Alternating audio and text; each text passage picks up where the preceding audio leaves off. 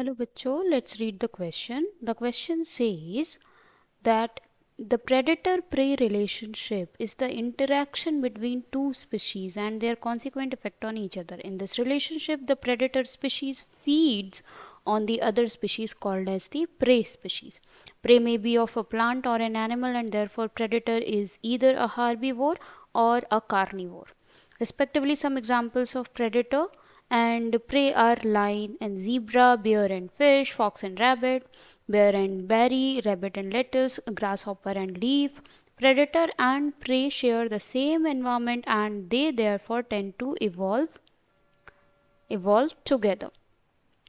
Now, to ensure that they get to eat and survive, the predators have evolved various means like speed, stealth, camouflage, and a good sense of smell, sight, or hearing, immunity to the prey's poison, and produce poison to kill the prey. In turn, prey to have evolved adaptations that ensure that their safety and protection. Some of these adaptive features are speed, camouflage, a good sense of smell, sight, hearing, thorn, poison to spray when approached or bitten.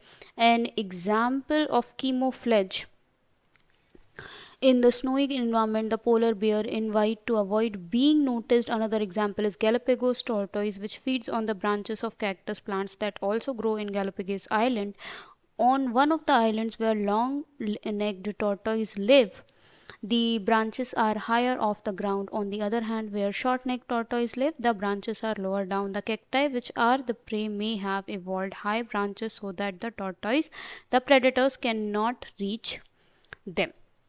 So in the light of this, the given paragraph, इस paragraph में जो भी हमने पढ़ा जो कि predator pray relationship के बारे में है, इसी सबसे रिलेटेड हमसे एक क्वेश्चन पूछा गया है in which the assertion is given that predator and prey do not evolve together as the reason is as they share the same environment they tend to face extinction.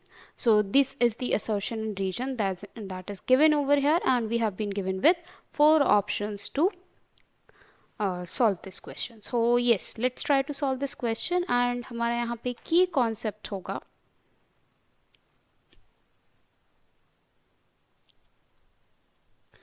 predator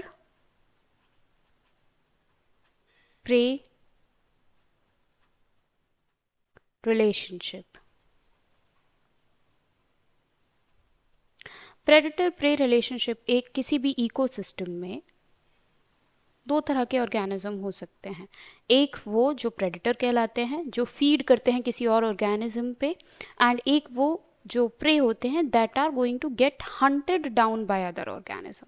तो 2 तरह के organisms हो सकते हैं and this kind of relationship exist in all the ecosystem. सारे ecosystems में क्योंकि interaction होता है बिटवीन डिफरेंट स्पीशीज, तो इसे हम इंटर स्पेसिफिक इंटरेक्शन भी कह सकते हैं, जहाँ पे अलग अलग स्पीशीज़ एक दूसरे से इंटरैक्ट करते हैं टू सर्वाइव और टू सस्टेन लाइफ को सस्टेन करने के लिए अलग अलग स्पीशीज़ एक दूसरे से इंटरैक्ट करते हैं, जिनमें कुछ फूड रिक्वायरमेंट्स के लिए भी they are going to be dependent on each other. Food के लिए डिपेंड करना एक दूसरे पर, राइट. फॉर एग्जाम्पल हमें कुछ एग्जाम्पल यहाँ पे दिए भी गए हैं, जैसे कि रैबिट है. Rabbit and lettuce relationship. Lettuce over here can act as an prey क्योंकि इस पर फीड करता है rabbit. तो rabbit will over here be an predator. rabbit हमारा यहाँ पे predator होगा और वहीं पे lettuce prey होगा.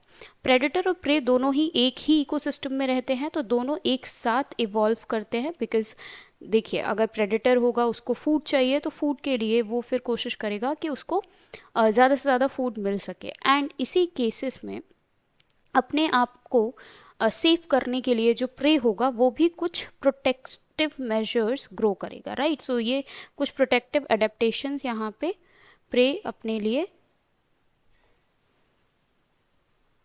कर सकता है. वहीं पे जो प्रेडेटर है वो अटैकिंग के लिए, फॉर अटैकिंग और for hunting the prey they can evolve. So दोनों ही एक ही इकोसिस्टम में रहते हैं, तो दोनों इवॉल्व कर सकते हैं. यहाँ पे दोनों इंटरडिपेंडेंट हैं, इंटर स्पेसिफिक इंटरैक्शन है. यहाँ पे दोनों स्पीशीज़ एक दूसरे पे डिपेंड करते हैं.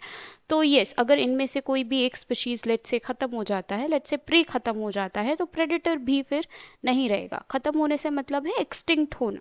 अगर ये स्पीशीज़ एक्सटिंक्ट हो जाती है किन्हीं भी कारणों की वजह से, तो फिर प्रेडेटर भी एक्सटिंक्ट हो जाएगा। रीज़न बीइंग कि अगर प्रे नहीं है तो फिर प्रेडेटर खाएगा क्या, there is no food availability, तो in that case the predator can also go extinct. Now in the light of this concept let's try to understand कि हमें यहाँ पे क्वेश्चन में क्या पूछा जा रहा है। हमें क्वेश्चन में पूछा गया है कि प्रेडेटर और प्रे दोनों इवॉल्व नहीं होते एक साथ, ये हमें असर्शन में दिया हुआ है, विच इज़ रॉन्ग, क्योंकि प्रेडेटर और प्रे एक साथ ही इवॉल्व करते हैं because they are sharing the same environment.